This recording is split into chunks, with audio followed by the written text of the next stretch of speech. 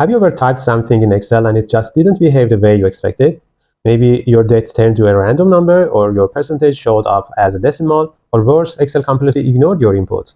Hello and welcome to Ben Academy. In this video, we're gonna fix all of that. By the end of this tutorial, you will understand every cell format in Excel, when to use them, and most importantly, smart tricks to enter them instantly without even opening the format menu. Let's get started. In Excel, every cell has a format which tells Excel how to interpret and display your data.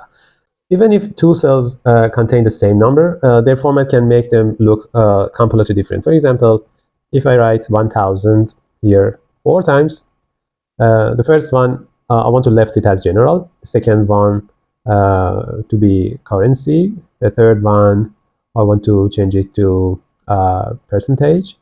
And the fourth one to be scientific format. You can see that all of them were 1000, but they are changed to different formats, so they are look completely different. So it's important to know and understand what format is useful for your case. The first cell format, as I showed you, is general. General actually, as is written here, it's no specific format. If you write number, Excel keeps your number as you have written that number, with any number of digits, any decimals as you write, or if you write a text, it's again kept as text, and anything is kept as you are writing. So there's no format for text. But be careful, Excel may misinterpret your input. So it's very important to change the format of cell according to the specific output you may expect. The second item here in the menu is number.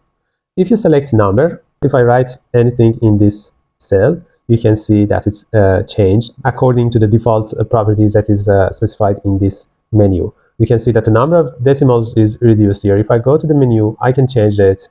You can see here that by default number of decimals is 2. You can increase it, and you can see that in the preview it's changed, and number of decimals is written for the number I entered in the cell.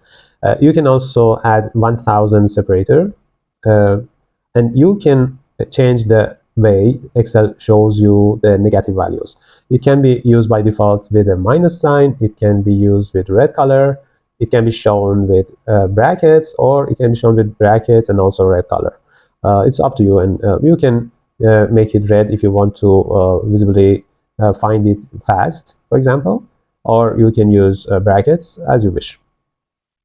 Let me use the red color here. If I enter a negative value with more than 3 digits, and for example 2 decimals, you can see that 1000 separator is added here, it's changed to red color, and also 6 decimals is shown here.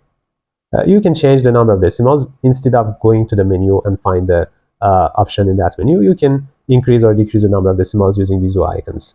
So it's much easier to do, and you don't need to go there. To add 1000 separator, you can use comma when you are writing your number in a general cell. If you write 1, 546, you can see that it's automatically changed to number format, and 1000 separator is used here. So it's a trick to apply 1000 separator directly without changing the format of the cell. The third item here is currency. If you change it, let me change it to currency, the same value, you can see that the dollar sign is added to the number. As an alternative way, you can write dollar sign and then write the number. You can see that Excel could distinguish it automatically, and it was not required to change it by selecting currency in the menu. Again, you can increase or decrease the number of digits, as you can see. And again, you can change the format of negative values, similar to number values again. And you can change the symbol. You can use the other currencies in the world. You can use euro or pound or anything.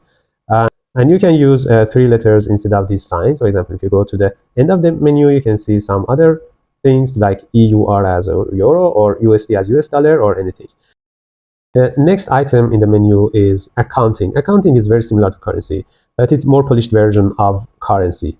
If I change it to accounting, you can see that dollar sign is shifted to the left side, and again, if I change the other number to accounting, you can see that it's also written in the same place. So all the values are aligned, so all the dollar signs are aligned in a column. It doesn't matter how many digits the number you have written has.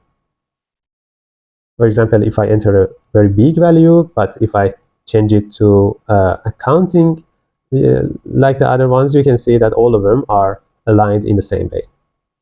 As an alternative way, you can change a value to accounting by selecting the $ from here, because it's very popular. If you select it, you can see that it's changed to accounting, and because of the negative value, it used brackets here. And accounting cells automatically have these 1000 separators by default, and also automatically they use brackets to show the negative values, because in accounting it's very popular to use brackets instead of minus sign. And if you go to the accounting menu, you can see that we cannot change the negative representation scheme of the Excel. So all the negative values should be written with brackets in Excel. And it's kind of standard writing method for accounting. The next item here is short dates. If I write a number and then change it to short dates, you can see that it's written in this format. But if I change it to line date, you can see that the work day and also the full version of the month name is written here. But how the number I entered changed to the date. Actually, it's not the thing you may like, but Excel by default has a rule in its kernel. And if I enter, for example, 1, the first day of the 20th century is used to show a date. Maybe it's not the thing you may like, but anyway, to have a rule, to have a standard, it's defined in this way. And if you enter, for example, 31, you can see that it's 31st of January. So if I enter a big number, it's actually the 54,000 or more day after first day of the century. And it's a bit weird, but anyway, we need a rule to change the numbers into the dates. You can find the other formats of the date here. If you go to the menu and select date, you can see here different forms of the date with work day, without year, in this way, or with 3 letters for month, or any other format as you can see here. By default, as in my computer, because of the location, United States is selected, and you know that United States dates are written as you can see. First month is mentioned, then day, and last year is mentioned here. But in the United Kingdom, if you change it, you can see that it's different, and first day is mentioned, then month, and finally year. So the place of day and month is variable according to the location you have selected. You can also select the other places according to your location, and you can use your own domestic format of the date. As an alternative way to define date, and as a trick, you can use slash for writing a date. For example, if I write something like this, you can see that it's automatically changed to date, and it was not necessary for me to go to the menu to change the number to date. You can also use dash instead of slash, 10/3/2025. Again, you can see that it's changed to date automatically. If I even write the day and month, again, you can see that it's changed to date, but with a custom format. It's another format of date that is not default format of date, but anyway, Excel could distinguish that it's a date. The next format here is time.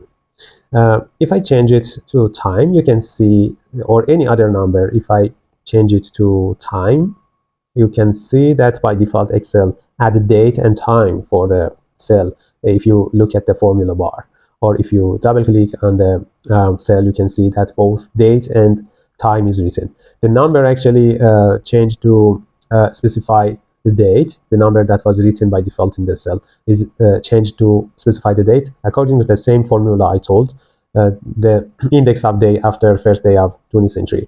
If you edit it, you can now remove the date, and you can change the time according to the time you want to specify. For example, 4:30 a.m. In this way, you can see that date is not mentioned anymore. As an alternative way, you can also use colon directly. For example, if I write 4:30, it's actually not a default format, but you can see in the formula bar that it's completely distinguished by Excel, similar to previous one. Both are similar, and they contain the same values. You can also use the format of 24 hours for the day, and in formula bar you can see that it's 2 p.m. and it's changed to AM PM format directly, so it's distinguished by Excel. You can also enter the seconds with using the second column